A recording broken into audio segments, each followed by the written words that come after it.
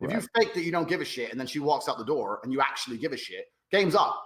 And it doesn't matter how good you are with women. I've had women who I've told to fuck off and they've never texted me again and I've lost them. You got to be prepared to lose to win. Yep. You know, like I use chess a lot because I'm a chess player. Spinning plates. Yep. An analogy. I've had loads of guys come to me and they tell me their sob story by email and they're like, what should I do? I'm like, leave her.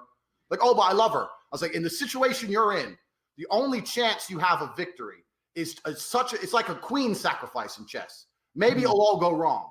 Maybe it'll all go right. But if you don't do the queen sacrifice, you're going to sit there and it's going to be ground down and slowly pressured down and lose the game. You're going to lose the game and time's running out. So you better do something drastic now. She's talking to you like a dickhead, walk out the fucking door. Maybe you can shock her into compliance. But if you don't shock her into compliance, then it was always over. If you leaving is not enough to make her talk to you nicely, how long is she going to sit there until she sucks a new dick?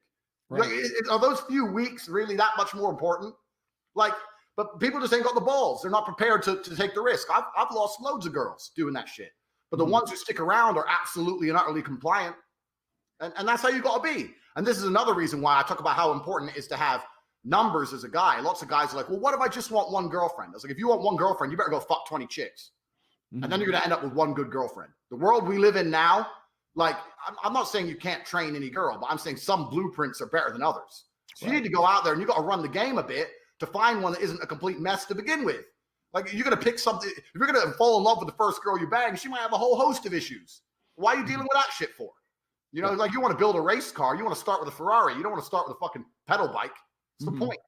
So, also having the game and being able to have access to lots of females is ultra important, even if you have the goal of being the trad con, one man, one woman. Even if that's your goal, you still need to have access to a whole bunch of chicks, or you're not going to have a good selection. This is the world we live in now.